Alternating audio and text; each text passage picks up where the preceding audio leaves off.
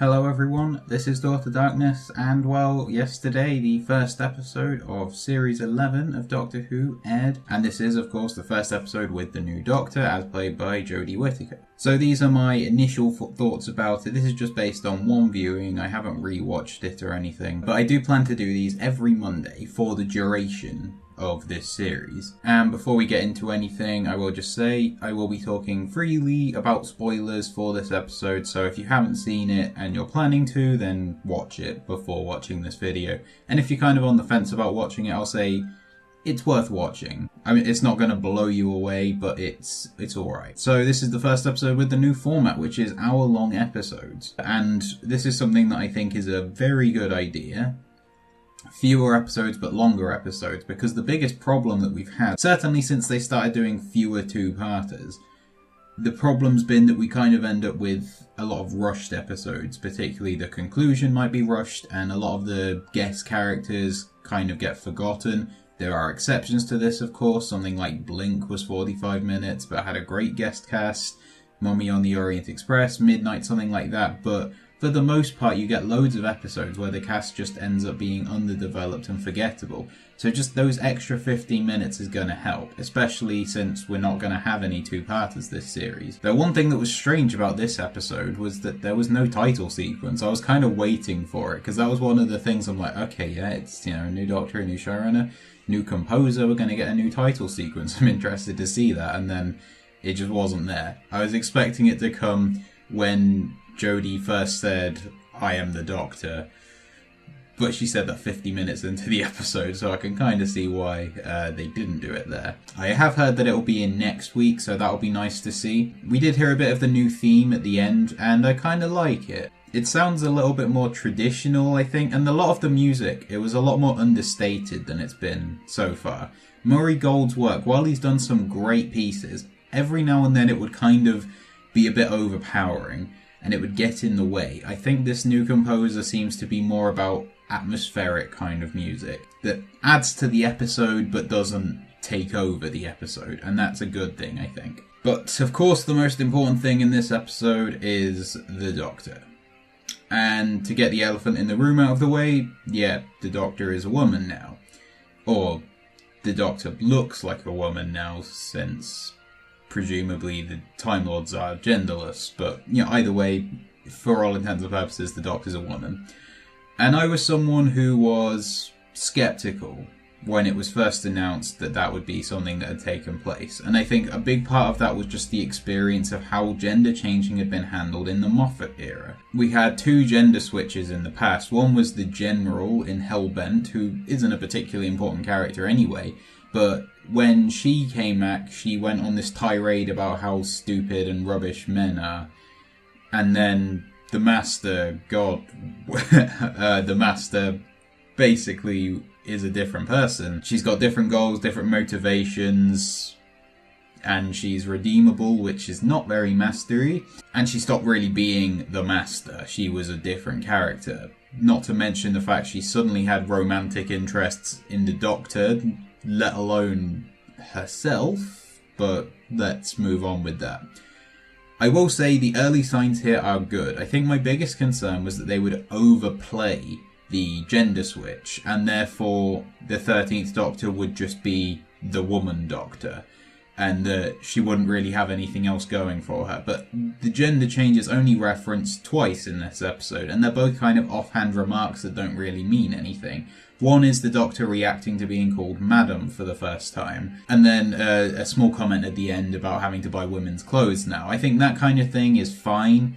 It's just, if she kind of starts going, oh, I hated being a man, now I'm so glad I'm a woman now. I think that's the kind of thing that would sort of, I guess, insult the past of the show in the way that I think it did a little bit with the Master. But to get past that, it is always hard to tell exactly what a Doctor's going to be like. She was very frantic, a bit all over the place, kind of couldn't collect her thoughts very easily, which is natural post-regeneration. So going forward, it'll be interesting to see exactly what her defining trait is. I think what it's mainly going to be is that she's going to be a very energetic and kind of bubbly Doctor. Like sort of goofy, eccentric, but easily distracted genius kind of thing. Which I suppose it's a fairly standard trait of the Doctor. A lot of them have gone down there, so it'll be interesting to see the kind of nuances of her character as we go forward. But one bit I did like was towards the end of the episode. This was quite a nice Doctor-y moment, which was when she'd kind of rigged Tim Shaw's bomb things so that they would hurt him instead of everyone else. She gives him the teleport thing so he can get away. Basically, it's the threat of him potentially dying, and she's not intending for him to die. But then the crane operator knocks him off the edge, and she immediately goes up to him and says, "You had no right to do that." That is quite a Doctor sort of thing to do. Kind of the alien difference, because most people, if there's this person that's trying to kidnap them and you like push them off a crane, most people will probably go, "Ah, yeah, fair enough." But the Doctor is not a person. She sees all life as equal. So yeah, that was a little moment that I quite like. I've generally tried to avoid seeing proper impressions of the show. One thing I have noticed is some particularly overseas viewers, that the accent is a little bit hard to understand for them. I haven't had any problem with it, but then I grew up watching Emmerdale, so I'm kind of used to the sort of Yorkshire type accent. But yeah, that's a thing. I'm sure people will get used to it. I mean, we've had 3 years of Peter Capaldi, so you'd have thought the accent thing would be not a huge problem now. But either way, yeah, this was a very energetic performance from Jodie, and it was an enjoyable one to watch. It's a good sign, you know, we'll see the deeper parts of her character as we go in. For now, it looks like we're at least going to have a fun time with her, and that's important. But on top of the new Doctor, we've got not one, not two, but 3 new companions in this episode. They're all introduced in this episode. That's Graham, Yasmin, and Ryan. We obviously knew that already. Ryan's really the main focus here, and I would guess he's going to be the closest thing to like the main companion that we tend to have. Like say in the last series we had 2 companions, but Bill was definitely the main one.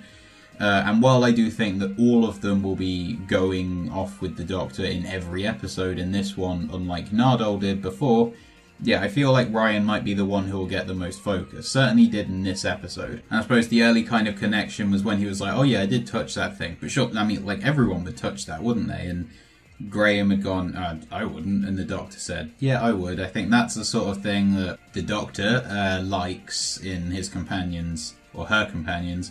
That's going to take a bit of getting used to. That it's someone who wants to see new things. And I mean, it's a fairly typical kind of background for him, isn't it? Like, he's a warehouse worker who kind of had a lot of promise, but he's sort of just doing a job to make ends meet that he hates. He's got family problems with his dad, so presumably the Doctor and the other companions are going to be like a new family for him. Still, there's definitely room for him to grow there. This whole dyspraxia thing, it seemed a bit odd the way that it was, like in the first scene, he had said, "Oh, because of a certain reason, I was never really able to ride a bike."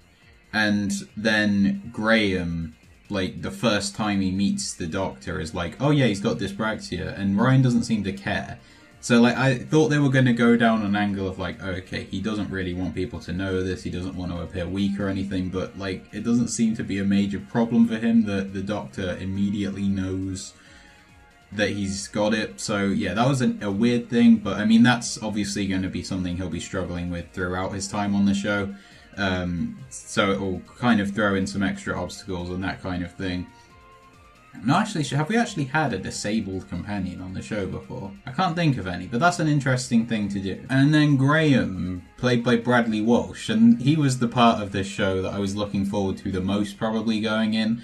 Mainly because, well, I pretty much watch The Chase every day, and Bradley Walsh is the presenter of that, and he is quite funny. So I was thinking he's going to be a lot of fun here, and really what he is the reluctant companion. He's kind of along for the ride now, but he kind of has the blunt comments, like the one I mentioned before, when he's like, "Well, I wouldn't touch it." And then, like, "Oh, is everyone running after him? Oh, okay, right, we're all running after him, fine." Stuff like that. It's enough for a chuckle. It's not like memorable humor or anything.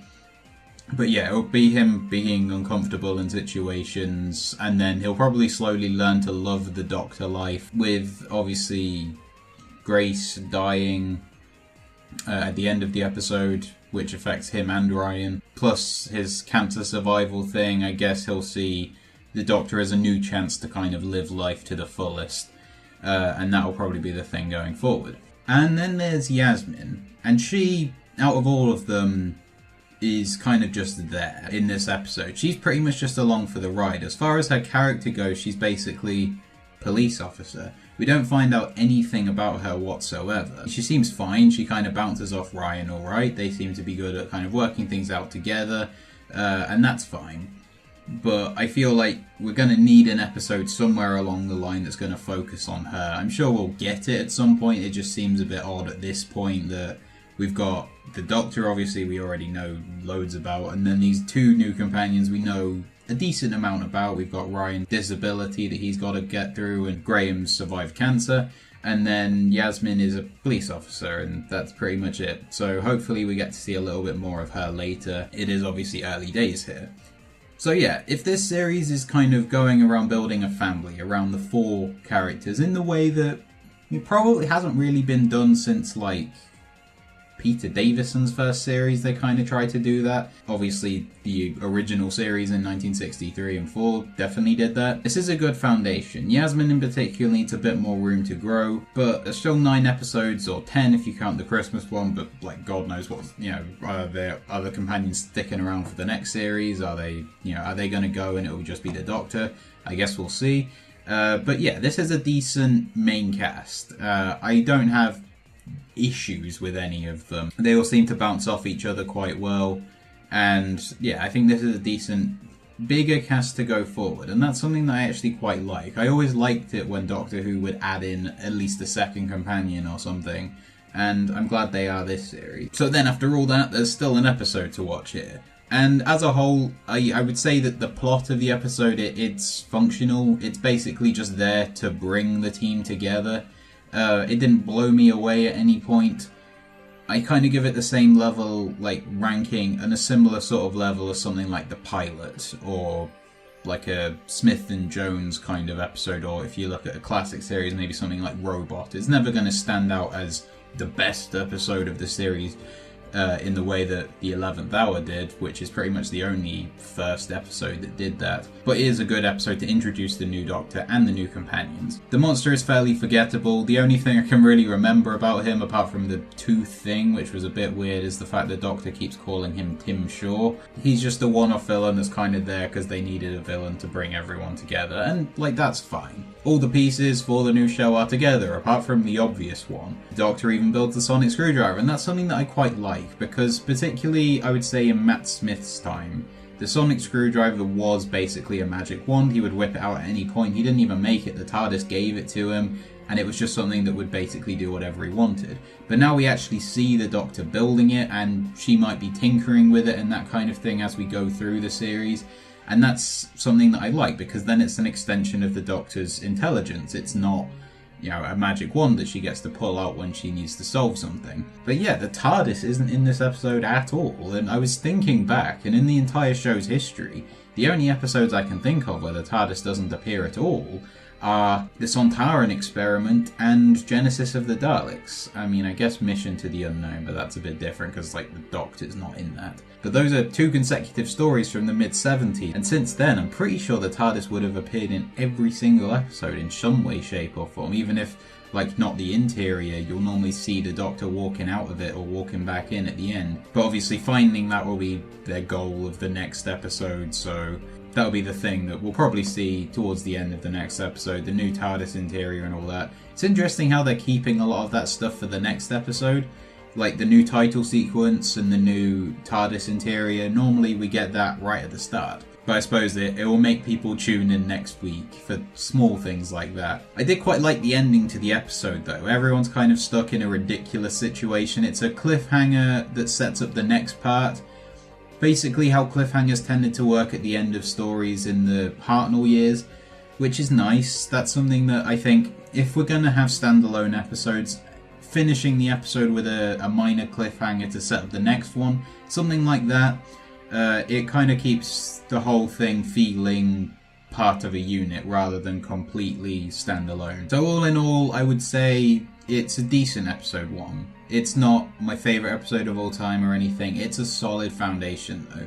And it makes me feel a bit more excited about this series than I was going in, because when people had asked if I was excited because it's Doctor Who, I generally say I'm more kind of interested to see how things are going to work out. But now I think we've got a good foundation and they've got room to build on it, and we've got good signs going forward. And then at the end of the episode we get a long reel of guest stars, and loads of them.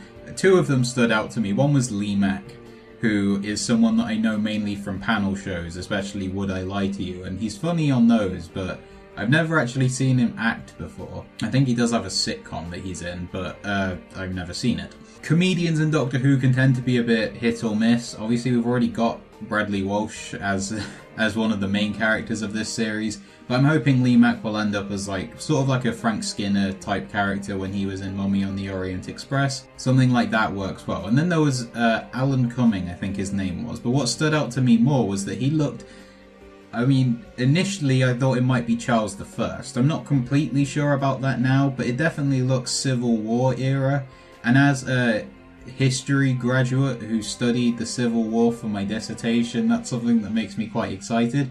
That's British Civil Wars, by the way. Though I'm sure that, as comes with the territory, there'll be some horrific inaccuracies in that episode that will kind of irritate me.